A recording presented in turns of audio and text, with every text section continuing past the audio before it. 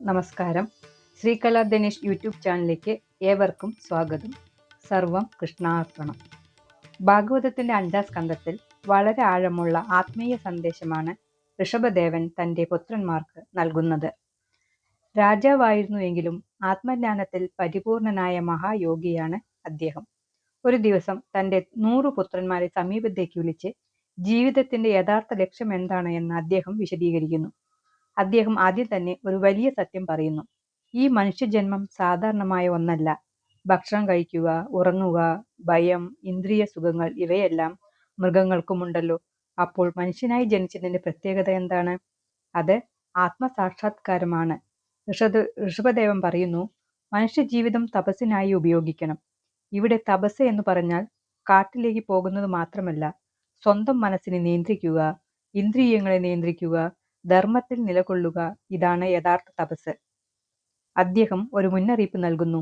ഇന്ദ്രിയ സുഖങ്ങൾക്കായി മാത്രം ജീവിച്ചാൽ മനുഷ്യൻ വീണ്ടും വീണ്ടും ജനന മരണ ചക്രത്തിൽ കുടുങ്ങും. അത് ഒരു ചക്രമാണ്. ജനനം, ജീവിതം, മരണം, വീണ്ടും ജനനം, ജീവിതം, മരണം. ഈ ചക്രത്തിൽ നിന്ന് മോചനം നേടാനാണ് മനുഷ്യ ജീവിതം കിട്ടിയത്. അടുത്തതായി ഏറ്റവും പ്രധാനപ്പെട്ട ഉപദേശം, മഹാന്മാരുടെ സേവനമാണ് മോക്ഷത്തിലേക്കുള്ള വാതിൽ. നമ്മൾ ആരോടാണ് കൂട്ടുകൂടുന്നത് അതാണ് നമ്മുടെ ജീവിതത്തെ തന്നെ നിർണയിക്കുന്നത്. സത്സംഗം, ആത്മജ്ഞാനം, മോക്ഷം. ദുർസംഗം, ആസക്തി, ബന്ധനം. അതുകൊണ്ട് നല്ലവരോടൊപ്പം ജീവിക്കുക, ആത്മീയരായവരെ സമീപിക്കുക അത്യാവശ്യമാണ്. അദ്ദേഹം പിന്നെയും ആഴത്തിലുള്ള ഒരു കാര്യം പറയുന്നു. അഹങ്കാരമാണ് എല്ലാ ബന്ധനത്തിനും കാരണം. ഞാൻ, എൻ്റെ, ഈ ചിന്തകളാണ് മനുഷ്യനെ ബന്ധിക്കുന്നത്. ശരീരം ഞാനല്ല, വസ്തുക്കൾ എൻ്റെയല്ല. ഇത് മനസ്സിലാക്കിയാൽ മാത്രമേ ആത്മസുഖം അനുഭവിക്കാൻ കഴിയൂ. അദ്ദേഹം പറയുന്നു, സത്യമായ സന്തോഷം പുറത്തല്ല, ഉള്ളിലാണ്. പണം, സ്ഥാനം, പ്രശസ്തി ഇവ ഒന്നും സ്ഥിരമായ സന്തോഷം നൽകുന്നില്ല. ആത്മജ്ഞാനത്തിലൂടെയാണ് നിത്യസത്യം ലഭിക്കുന്നത്. പിന്നീട് തൻ്റെ പുത്രന്മാരോട് അദ്ദേഹം പറയുന്നു, ധർമ്മം പാലിക്കുക, സത്യത്തിൽ നിലനിൽക്കുക, ഭഗവാനിൽ ഭക്തി വളർത്തുക. ജീവിതം വെറും ജീവിക്കൽ മാത്രമല്ല, അത് ഉയരാനുള്ള അവസരമാണ്. അവസാനമായി ഋഷഭദേവൻ നമ്മെ ഓർമ്മിപ്പിക്കുന്നു, ജീവിതം വളരെ ചെറുതാണ്, അതിനെ വെറുതെ കളയരുത്. ഇന്ദ്രിയ സുഖങ്ങളിൽ മാത്രം ഇടപെട്ടുപോയാൽ നമ്മൾ നഷ്ടപ്പെടുത്തുന്നത് നമ്മുടെ യഥാർത്ഥ സ്വരൂപമാണ്. നാം ശരീരമല്ല, ആത്മാവാണ്. അതിനാൽ ഭോഗമല്ല ലക്ഷ്യം, മോക്ഷമാണ് ലക്ഷ്യം. ജീവിതം നമ്മെ കിട്ടിയത് സുഖിക്കാനല്ല, സത്യത്തെ തിരിച്ചറിയാൻ വേണ്ടിയാണ്.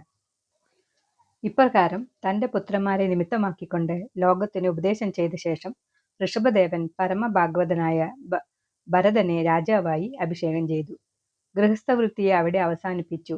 അനന്തരം പരമഹംസന്മാരുടെ ഭക്തിജ്ഞാന വൈരാഗ്യ മോക്ഷമായ ലക്ഷ്യമായ ഭാഗവത ധർമ്മത്തെ ലോകത്തിന് കാണിച്ചു കൊടുക്കാൻ നിശ്ചയിച്ചു. ശരീരമൊഴിച്ച് ബാക്കിയെല്ലാം ഉപേക്ഷിച്ചു. നഗ്നനായ കേശത്തെ അഴിച്ചിട്ട് ഉന്മത്തനെ പോലെ ബ്രഹ്മാവർത്തത്തിൽ നിന്നും ഇറങ്ങി തിരിച്ചു.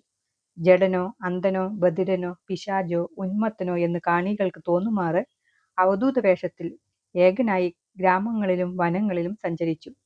ആ ഭഗവത് ശരീരത്തിൽ ദുർജനങ്ങൾ നിർജ്ജനം, താടനം, മലമൂത്ര വിസർജനം മുതലായ ഉപദ്രവങ്ങളെ ചെയ്തു.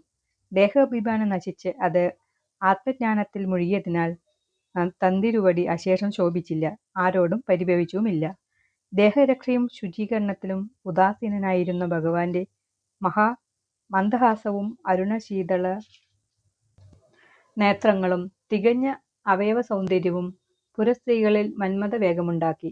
അത്രത്തോളം സുന്ദരമായ ആ ശരീരം ചളിപുരണ്ടും ജടകൾ വിരിച്ചിട്ടും അലഞ്ഞു തിരിയുന്നതായി ജനങ്ങൾ കണ്ടു.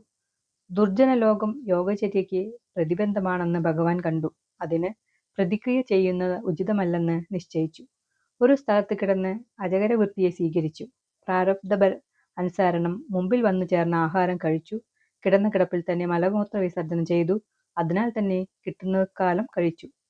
എങ്കിലും അത്ഭുതമെന്ന് പറയട്ടെ, ഭഗവാന്റെ യോഗപ്രഭാവത്താൽ മലദുർഗന്ധത്തിനു പകരം ദിവ്യ സൗരഭ്യത്തെ 10 യോജന ദൂരത്തോളം വ്യാപിച്ചു. അജഗരവൃത്തിയെ പോലെ തന്നെ പശു, മാൻ, കാക്ക എന്നിവയുടെ ജീവിതചര്യയും അനുഷ്ഠിച്ച് നാനായോഗക്രമത്തെ ലോകത്തിന് കാണിച്ചു കൊടുത്തു. ബ്രഹ്മാനന്ദ ഭാവത്തിന് തടസ്സമൊന്നുമില്ലാതെ താൻ പരിപൂർണനായി തന്നെ സ്ഥിതി ചെയ്തു. ആ അവസ്ഥയിൽ മഹാസിദ്ധികളെല്ലാം ഭഗവാനിൽ താനെ വന്നു ചേർന്നു. പക്ഷേ നിന്തിരുവടി അവയെ ഒട്ടും തന്നെ ആദരിച്ചില്ല. അടുത്ത ഭാഗത്തിൽ ഋഷഭദേവന്റെ ശരീരത്യാഗം എന്ന കഥയെക്കുറിച്ചാണ് പറയാൻ പോകുന്നത്. ഇതുപോലുള്ള ഭാഗവത കഥകൾ അറിയാൻ ചാനൽ സബ്സ്ക്രൈബ് ചെയ്യുക. ഇഷ്ടപ്പെട്ടാൽ ലൈക്ക് ചെയ്യാനും ഷെയർ ചെയ്യാനും മറക്കരുത്. നന്ദി, നമസ്കാരം.